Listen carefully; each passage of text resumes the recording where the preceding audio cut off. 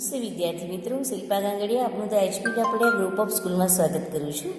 આજે આપણે ધોરણ 11 કોમર્સની અંદર જે એસપી અને સીસી સબ્જેક્ટ છે એના પાઠ 4 આવેદનપત્ર વિશે વાત કરીશું. અત્યાર સુધી આપણે એસપીની અંદર 3 પાઠ જોઈ ગયા.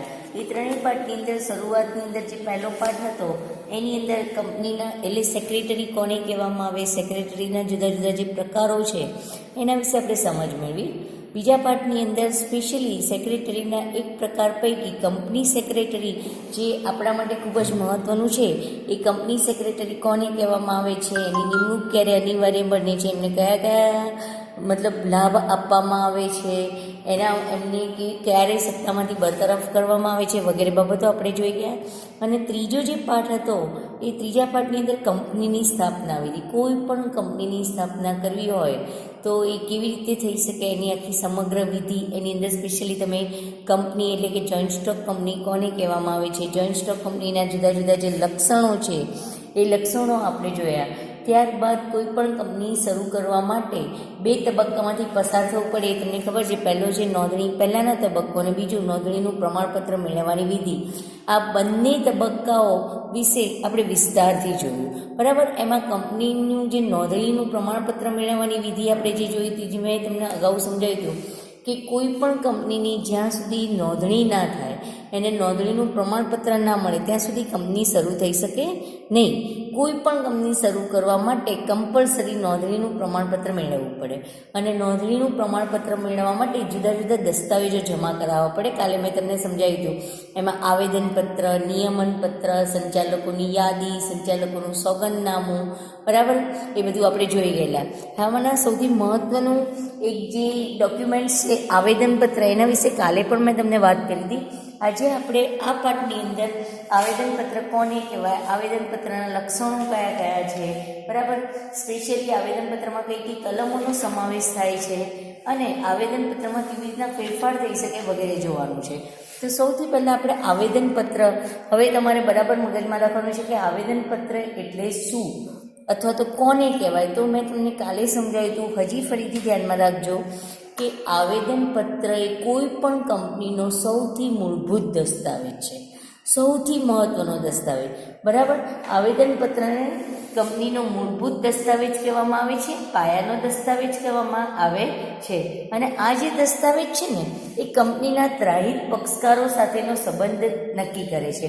હવે ધ્યાનમાં રાખજો, આવેદનપત્રને ઇંગ્લિશની અંદર મેમોરેન્ડમ ઓફ એસોસિએશન તરીકે ઓળખવામાં આવે છે.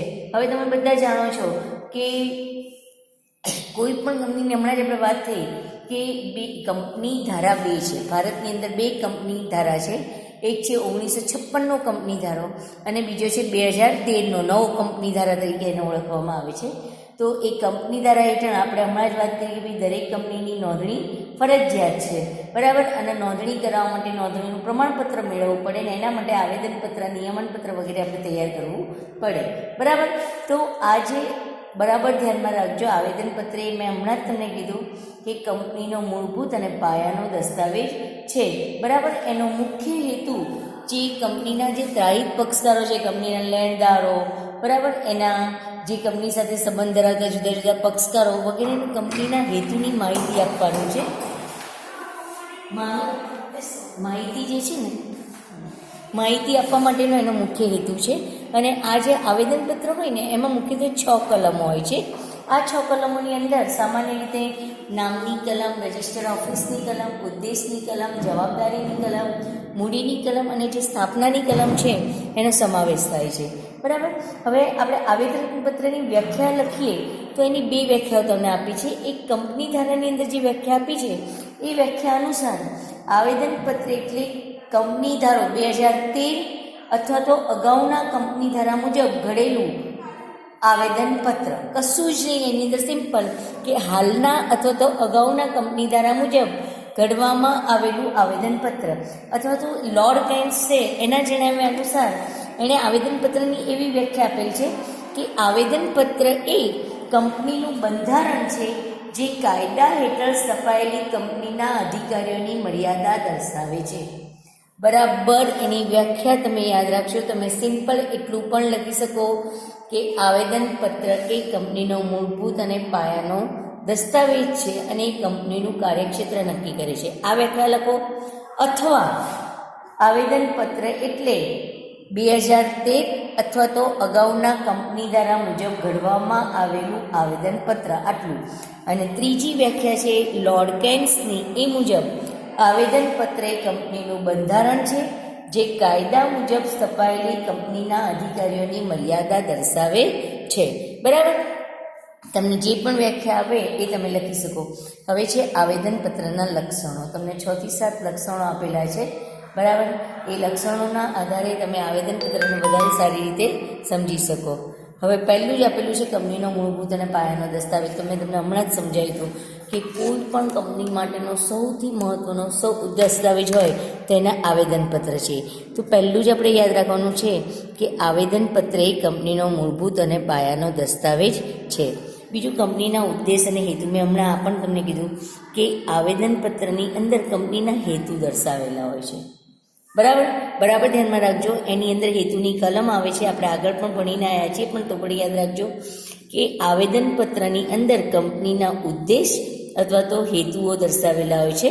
અને આ હેતુઓની એ ત્રાહિત પક્ષકારોને માહિતી આપે છે કે કંપનીના જે લેણદારો છે, કંપનીના શેર હોલ્ડરો છે એની એમને માહિતી મળે છે.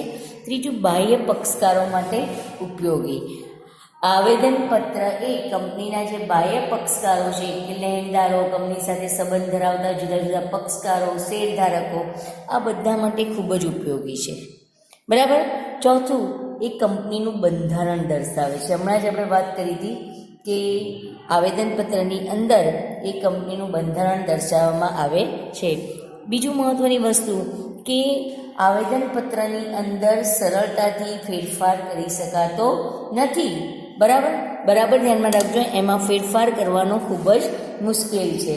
અને છેલ્લી મહત્ત્વની વસ્તુ કે આવેદનપત્રથી કંપની અત્યારના હાલમાં પ્રેઝન્ટ છે કે કેમ, એનું અસ્તિત્વ છે કે કેમ, તથા તેનું એ જે રજિસ્ટર્ડ ઓફિસ હોય એનું સરનામું તમને પ્રાપ્ત થાય છે.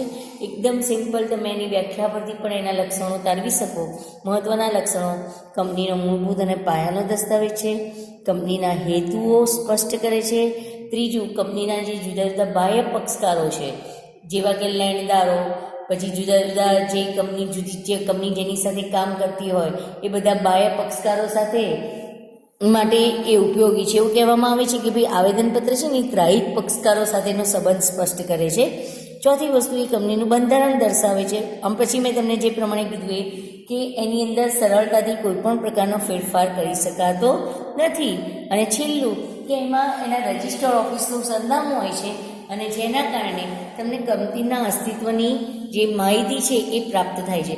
તો હાલમાં આપણે કંપની આવેદનપત્ર કોને કહેવાય અને એના જુદા જુદા જે લક્ષણો છે એની આપણે વાત કરી. બરાબર. તો હવે આ આવેદનપત્રની અંદર કંપનીના જે જુદા જુદા પ્રકાર પ્રમાણે કયું ટેબલ લાગુ પડે છે એ ક્યારેક તમને MCQમાં એમાં પૂછાય છે. બરાબર, અહીંયા જો બધા ધ્યાન રાખજો કે આપણા દેશની અંદર 2 કંપની ધારા ઘડાયા. એક 1956નો કંપની ધારો આગળ તમે ભણીને આવ્યા અને બીજો 2013નો કંપની ધારો.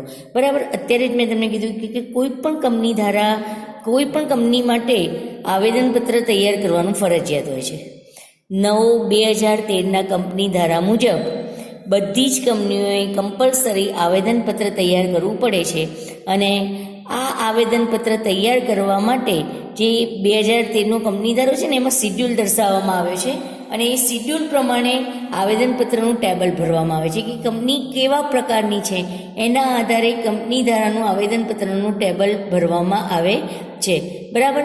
અહીંયા ધ્યાનમાં રાખજો, તમને બધું આપેલું છે કે જો શેર મૂડીથી મર્યાદિત જવાબદારીવાળી કંપની હોય તો ટેબલ એ પ્રમાણે. પછી બાંહેધરીથી મર્યાદિત જવાબદારીવાળી કંપની કે જેની કોઈ શેર મૂડી ના હોય એનું ટેબલ બી પ્રમાણે. પછી બાંહેધરીથી મર્યાદિત જવાબદારીવાળી કંપની જેને શેર બહાર પાડ્યા હોય એનું ટેબલ સી પ્રમાણે. અમર્યાદિત જવાબદારીવાળી કંપની જેને શેર મૂડી હોતી નથી એને ટેબલ ડી પ્રમાણે. અને અમર્યાદિત જવાબદારીવાળી કંપની જેણે શેર બહાર પાડ્યા હોય એનું ટેબલ ઈ પ્રમાણે. બરાબર ધ્યાનમાં રાખજો કે શેર મૂડીથી મર્યાદિત જવાબદારીવાળી કંપની ટેબલ એ, બીજા નંબરે બાંહેધરીથી મર્યાદિત જવાબદારીવાળી કંપની કે જેની શેર મૂડી ના હોય તો ટેબલ બી, અને જો શેર મૂડી હોય તો ટેબલ સી. અને ચોથું એ પ્રમાણે કે અમર્યાદિત જવાબદારીવાળી કંપની જેને શેરમૂડી બહાર પાડી હોય એના માટે ટેબલ ડી, અને જેને બહાર પાડી હોય એના માટે ટેબલ ઈ, ના પાડી હોય એનું ડી છે, બરાબર. તો ટૂંકમાં આ આવેદનપત્ર એ કંપની ધારાના table A B C D E એ પ્રમાણે જે પ્રમાણે કંપનીને લાગુ પડતું હોય એ પ્રમાણે ભરવું જોઈએ, અને એમાં બધા સભ્યોએ સાક્ષીની સહી કરેલી હોવી જોઈએ, બરાબર. આવેદનપત્રની જોગવાઈ સ્પેશિયલી કોઈ પણ કંપની ધારાની વિરુદ્ધની હોવી જોઈએ નહીં. એની કોઈ પણ કલમ પણ કંપની ધારાની જોગવાઈની વિરુદ્ધ હોવી જોઈએ નહીં, નહીંતર એને રદબાતલ જાહેર કરવામાં આવે છે. અને સ્પેશિયલી સંચાલક મંડળ કે શેર હોલ્ડરોની સામાન્ય સભામાં કંપની ધારા વિરુદ્ધ કોઈ પણ ઠરાવ પસાર કરવામાં આવે કે કરાર કરવામાં આવે તો એ રદબાતલ કરવામાં આવે છે. ટૂંકમાં એક વસ્તુ બરાબર સમજી લો કે આવેદનપત્રની કોઈ પણ જોગવાઈ એ કંપની ધારાથી વિરુદ્ધ હોવી જોઈએ નહીં. કંપની ધારાની મર્યાદામાં રહીને બધી જ જોગવાઈઓ ઘડેલી હોવી જોઈએ. હવે આપણે નેક્સ્ટ જે સેશન છે એની અંદર આવેદનપત્રની જે જુદી જુદી કલમો છે એના વિશે આપણે ચર્ચા કરીશું.